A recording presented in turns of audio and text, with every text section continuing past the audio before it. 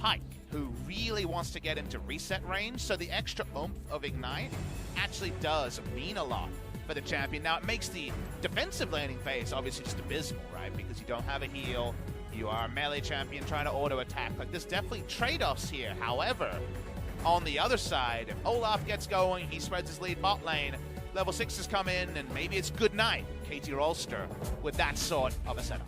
And if the final chapter comes out, you're not moving the Olaf either, so if Yuumi heads inside the Viking, then it's really, really scary news for KT. But they do have a lot of power when we move into a team fight in the later stages of the game if the game doesn't get completely out of control in the early game.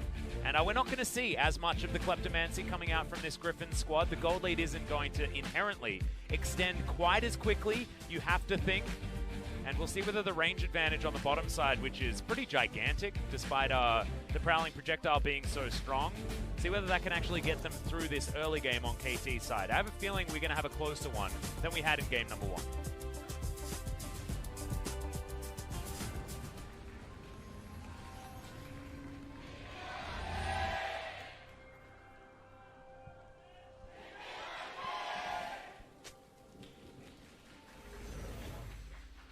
See whether KT can figure it out.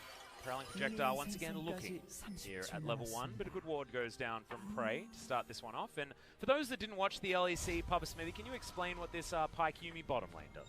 So the big draw of Pyke Yuumi, at least as it stood on 9/11, I'm not 100% clear, I'll assume the interaction is still there, is that when you are in your deep water dive, the W, the Prowling projectile, because Yuumi is an extension of the AD carry, or in this case, you know, the carry champion, is invisible. So you just get a 80% slow from invisibility, and then Pyke shows up, and then you're screwed.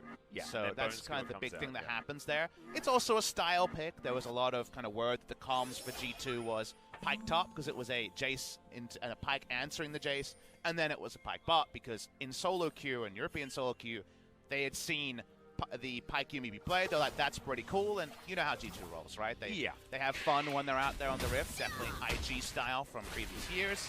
So it's definitely a confidence duo. It's not picked for lane domination. And look at the runes here. Notice the Lehens has got Guardians, so they do find something defensive. It's not summon a spell heal, but it is a Guardian between the duo. Yeah, bottom block coming in here as another Bone Skewer comes out. Snowflower already down to half health, did get the Aftershock, and that's what keeps him alive, but not for long. Heal comes out eventually, that's going to be first blood at level 1, and I'm getting some really scary deja vu, Papa Smithy, as Prey can't find the last Q. I don't know what Snowflower was doing, what business he had being that far down the lane and trying to all in, just no experience in this against this duo at all. They continue brawling, he's out of position, and Snowflower dies level 1. Now Viper gets back all of his health as well. Remember the Zoomies comes out from Yuumi as well, so Pyke can go in for whatever trades he wants, and any health that he doesn't regen from his passive, he'll get back from Yuumi eventually. Oh, so unfortunate for KT. They needed some confidence, right? They needed a confidence boost after being dominated in game number 1, and that's definitely not the way to do it. Not the first level 1 death we've seen on a support. Mada also was really forced out of lane. 100% clear if he died or not, but certainly took a big loss at level 1. Those Lux level 1 trades, her level 1 way weaker than her level 2, and unfortunately, Snowflower's not playing to it, so we're going to get an extended follow on this lane because it's novelty. You know, 1 game in the pro scene so far. You will notice another little interaction. You think of this lane, you think, ah yes, Relic Shield for the Pyke. But the reason you don't see that is that Relic Shield procs don't work when the Yuumi's inside, and that's a lot of the laning phase here, so just like from the side of Perks, we do see Doran's Shield start. As we have a look towards the top side of the map, remember the Aatrox took a little bit of a hit from the nerf bat in 9-12, but so did the Aurelia to the tune of a very small amount. As far as cooldown, but he missed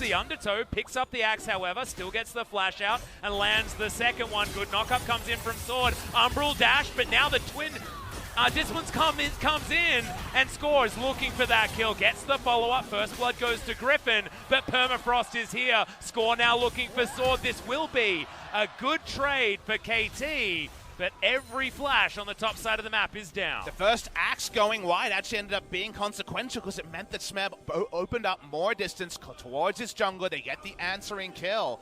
Very important to slow down Olaf in a game that Olaf could just decide straight up on his own. Watching the roam already. Yeah, prowling projectile. Bone Skewer's not going to land, though. You do see that it seems like that invisibility interaction is still there. Lot to think about with these roams, because remember, the prowling projectile can be started early before the deep water dash warning indicator is even available on the map. You can see now they're just trioing in the mid lane, and Bone Skewer is going to pull BDD back, but not quite far enough. That minion wave does get eviscerated. Now, this is not just a normal quirk of this lane, because you have to think about, well, how did they find the time to roam? They're roaming as a melee champion and a Yuumi duo. How is this happening? That's what happens when the laning god uses both summoners and dies at level 1. The Lux lane presence is going to be way more defensive now. She's so scared about the next Bone Skewer that this is very much the level 1 death spilling into the mid lane and causing problems for BD. Now, top side, Tarzan missing the axe here means that Smeb just lives long. That's the reality. Even the stun at the end was also very, very important, but in almost any other gank attempt, Score doesn't get an answering kill here, so it's just important to mention that a little bit was salvaged on the top side. Yeah, Score at least able to get a couple of permafrosts in the last one, meaning that Score had to flash. Sorry, Sword had to flash to get himself out of the way. Ocean Drake at 5.5 minutes. Pretty good one here for Griffin with almost everyone on the map apart from Sword. More zoomies and more regen. More lane presence is kind of the most pressing thing that KT will have to deal with. Working towards Tiamat with Viper for that lane control, as you would expect on his sort of carry pipe. Yep, and Prey is feeling the lack of counterplay to this particular minion Pike combo as Viper clears out that last remaining siege minion from that minion wave. Score himself is camping topside. To be fair, there's very little counterplay to the tethered prowling projectile that you can mouse control. Even standing in minions doesn't work most of the time, so it is very frustrating. My favorite thing to do is to play Yuumi against Sivir and just bait out the spell shield every time, because when do you spell shield? And you just twirl it around when you see it. The cute interaction is when you get the spell shield out and then immediately go to their support, which is what we saw yesterday, which was pretty adorable. The King's Zone series. Now, playing through the Aurelia versus Aatrox matchup is something I talk about every time, because you can kill that Aatrox, and Aurelia is really strong in the 1v1. That's what we're seeing here. Remember, that interaction does not get revealed. That's the spectator quirk. Yep, and Sword doesn't have the ultimate, which is why they're not going to go aggressive. Smeb comes out of that brush, and Sword's looking to go home. People think that the Sejuani indicator there is actually revealed to the enemy. It isn't. No, the passive you can't actually see. We can just see it, though. It's much like when you see Baron being attempted on the spectator client. You see all of those effects going off. The enemy cannot see that one, much like your solo queue games where the Baron just gets taken. You don't see those when you hover over the Baron. Not always equal, because there are some effects that are actually seen in the Fog of War. If you're actually looking over on that part, there's like Mystic Shot, for example, can be at times. But for now, at least, we zoom in on the laning phase here is Viper, CS for CS. He's got that Tiamat, and if he can shove, no power summoners are up, so there should be less windows for roam, but you want Pike carry games to descend into chaos. That's what G2 showed to SKT, right? A bad laning phase doesn't matter if the mid game is Pike resets aplenty. We're not there just yet, but we'll see how Griffin can keep a vision lead and then start to really simulate what Wonder and G2, now most recently Perks, are famous for. Well, that Bone Skewer was pretty nice underneath that turret. You can see double demolish most likely in this lane as well, as we've got double resolve, meaning that they will have a little bit more of an opportunity. Final chapter coming down, though. They're looking for Snowflower. Flash has to come out. Prey still has his True Shot Barrage avoided there by a great dash out from Viper. And the You and Me comes in from Lehens to keep him well and truly safe. It was a bit of a visit there from Tarzan, but they got the summoner spell they were looking for. Snowflower is now food for Griffin. They're going to return to him. Yep, they'll dive on forward. Snowflower in trouble as Viper comes in with the death from below. Does give Yuumi a big old assist with some extra gold. However, it's a 1-for-1 under the turret. Definitely could have been cleaner. 1-for-1, not ideal given the trade that happens there, but the gold does go to the support. On the top side, looking for the turret dive.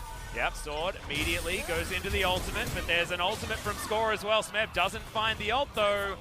KT will have to leave with the tail between their legs. Chovy. Yeah, that was a bit of a short on the bubble. Just wanted to set up the pull, I guess. saying Sword's invited to his pool party? Apparently. Definitely was pretty poor on both sides. Not like Smeb and Score weren't even on the same page. The flash was quite late. It was easy answering flash coming through from Sword. No Merc treads, remember, so it's not like he had the CC reduction for that to be a little bit more trivial. We talked about lane breakdowns, and Moby Boots is done, so Moby Boots Tiamat. We should know that running in with the Olaf is a real possibility for the cute cat. Bone Skewer somehow picks Prey out of a minion wave there as the bop and block brings Lehens forward ever more. KT have to play back in this lane. We mentioned the fact that there was no flash on Snowflower. That's still not there, even though he'd already died for it. That's just going to continue. The bottom lane woes are a huge deal now for KT. And it's just sad to watch, right? Like, it just felt like KT would be feeling so much better now with Prey on this roster. I think the order of operations is really important, though. Like, getting straight up bopped in a 2v2 and then going to Pyke is going to be, with Prey's confidence kind of visibly shattered, right, from game number 1. So if you're going to do it, I appreciate the timing of it being in a game number 2. Don't have that liberty in the EU, of course. They don't have the best of 3s to go for the same strategic plays. Here we go. Once again chasing. Onto Prey. Changes onto Snowflower. Really cute movement there, but not going to get too much other than Snowflower's W, as well as a little bit of extra poke damage. Full interaction to speak about here is that Lux is surprisingly tanky, maxing the shield, going after shock, right, 70-70 resists, plus that extra shielding that does add up. None of that interacts with Death from Below, so if you don't open with the early shield and try to shield yourself late, you die. Lehens pops out just to make sure that turret aggro doesn't come in. You can see this turret is extraordinarily low. Viper dashes out of the way. Has a whole lot of that gray health that he can eat up as soon as he's out of vision range, and he'll be back at full health by the time they make it back to that lane. Because of those kills that went down, because Prey was out of lane, you could see how many of those turret plates had already gone down. 3. Over to Griffin as KT are looking for Shelly, but Tarzan's in place. Chovy clears out the minion wave, and here comes the bottom lane. The deep water dive heading forward as the prowling projectile lands. BDD immediately with the cleanse. It's a 2-for-1 special on that Sleepy Trouble Bubble as well. I'm about a 5-for-5. You can see that now. We're going to try and find the ultimate from Score, and he lands it onto Sword. Sword ults, tries to get himself out. Doesn't quite get too much out from Griffin's ultimate from the Yuumi, but otherwise they're still going to start off this fight. That's going to be the Death from Below landing. Only one reset, however, as BDD gets turned on. Emperor's Divide was decent, but the Zoe gets the double kill. Olaf finishes it off as Snowflower, last man standing, and the Lux gets destroyed. It's an 11.5-minute ace for Griffin. And it's exactly the time we want to start fighting with a Pyke comp. They were ready to go. The Olaf gets the Rift Herald, and the rest of it is history. Yuumi gets the actual pickup on it. But even though Griffin don't even get the entire reset bonanza, it's still a complete domination from them. We get to watch the replay onto Sword, and that's the person you want, right? You want to kill Sword before he gets going. Sword or Pyke has to die first, but that doesn't happen in this particular fight. They turn on, and when the first kill comes in, you just know what's backing it up, right? That's just the reality of a comp like this. Interestingly, Aatrox doesn't get passive reset here, so the Bloodwell isn't available for Sword because he wasn't available to get an assist on the first kill during that ult. Doesn't matter, they clean it up, and that means the gold lead. You know what? It's not quite game 1, but it's getting there. It really is. It's really, really scary. I wasn't ready to have PTSD just yet, you know? I was hoping for maybe a bit of a change. Prey has to use the flash. Already Arcane shifted to try and get out of the way, and now Tarzan's found Snowflower. Oh, Blast Ban. Ragnarok not available just yet. Loosen Singularity is in there. Blast Cone is still there, but Snowflower has made it almost over to this turret. He goes golden. But with 3 members here, it's not quite enough. Heal is going to save him from the Death from Below. Well, definitely tier list-wise, we're going to put Viper below perks on the 80 carry Pyke tier list. Not been on point with these Deaths from Below a couple of times already in this game, so there's something for him to work to. Did at least land it, but not quite able to get that calculation. No, it's not that one, actually. Oh, really? Yeah. I'm pretty sure the heal almost saved him. Never mind. BDD, he's going to be able to get himself out of the way. And thankfully, keeps himself alive as well, as the turret is going to be under fire. Griffin looking for more turret plates in the last 20 seconds that they have. Infernal Drake goes down. I feel like we need a replay to make sure if it was the heal or the actual ult missing. Now I can't decide between the two. What I can decide on is the Cat plops down the Rift Herald. The siege from the Zoe is going to belittle the members of KT. Frey tries to walk up, try to answer this. It's after 14 minutes, so at least that calculation is off. Oh, that bubble was incredible. Lands on a Snowflower as well. Squishy in the backline. Bone Skewer is what procs the extra damage and does a whole lot onto Snowflower there. Meanwhile, the jig is up onto Smeb in the backline. He's looking for Sword, but in goes Viper. Gets the flash, gets the stun. First kill comes down. Now the Pike looking for more. Final spark, not going to be enough. Emperor's Divide is gigantic. Into the backline is now Sword. Has to pick up the mantle of the damage, and damn does he have it. There he goes, Chovy dives underneath the turret to pick it up. And Griffin, they have damage from everywhere. Umbral dash on the back part of the walls, real nice. And the triple kill for Chovy Zoe. It's still a team wipe for the team of Griffin there, even though the Emperor's Divide looked big, it wasn't enough. Sword rolls in late. Better late than never. We're going to watch the replay. It started so long ago. Somehow we're getting those King Zone Afrika flashbacks in this game. Olaf walks up, and it's already a bit of a story that he feels strong enough to walk up to an Aurelia and try to fight her, but it's because backup is here. Viper rolls in. The first kill comes in, but I was baited when BDD got this connection. I thought there might be a turnaround. Sword put pay to that very quickly. Certainly did. Didn't find the death from below this time. That was straight up a miss, so shout out to Perks on that one. And the Pike did eventually fall down, but you can see just the amount of damage potential out of the rest of the Griffin members. We were looking at Viper, right, because of last game. We're like, Viper is all the damage. Not this game. We've got Chovy Zoe. We have Sword on this Aatrox that has been accelerated, especially now. Sitting on a 450 gold bounty, 650 for Chovy in the mid lane. This is a story of Viper being flexible with where their power can come from. So many turret plates picked up, some even left on the ground. KT 1 of 2, I believe 3 actually were missed by Griffin if the calculations there were correct. In my head, 5 turret plates, 800 gold. So if they only got 960, that's less than the number. Yeah. Adding them down, but it's at least 1 in every lane. The items time to come together. It's 8,000 gold, and they're looking for more kills. Yep, Prowling Projectile, but Snowflower's going to come in. That's a good shield. Make sure that Griffin can't go for this 2v2, although they'll still be able to get a whole bunch of poke. Prowling Projectile hit a minion that time, so for once it was on. Yeah. That part I was able to capture. So between the Grey health and also the sustain, he's topped up and ready to go and do it again and do it again and do it again. And he's occupying the mid laner here. In the top side as Zoe pushes through mid. And all Smeb can do is show respect. They have no control of their red side jump. Yep, you can see that Tarzan is down there as well as Bone Skewer is going to hit that siege minion. BDD notices that 2 of those cooldowns are now off.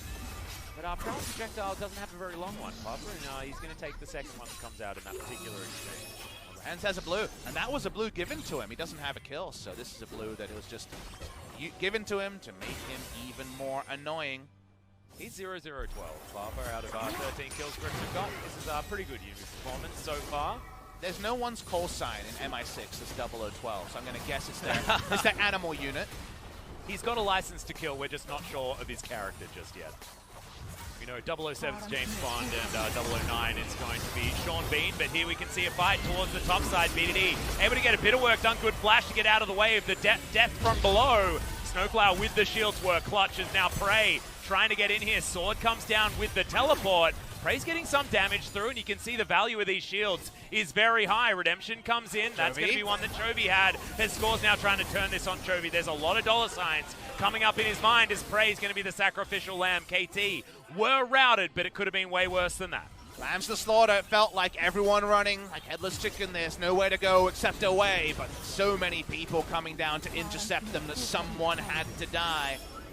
Griffin continue to push. They continue to flex, and the 10,000 gold lead. We're knocking on that door, Atlas. Once again, we're 300 gold out. I mean, may as well just say 10,000 gold at this point. You know me, in my rounding, I'd be saying 10,000 because I can see a 27 and a 37 at the top of the screen. Let's have a look at where some of that gold came from in this exchange in the replay. You walk up enough times to an Azir and you expect to turn. It's an answer to the final chapter, and that part of it is successful, hence deleting to that to end. But as the fight goes on, you'll notice between the Yumis, E, and also just the Grey health, the Viper can keep going, he can keep going, and the comeback, or at least the help here, is going to be real because Aurelia has no teleport to answer, so it's always going to be outnumbered with a gold lead for Griffin.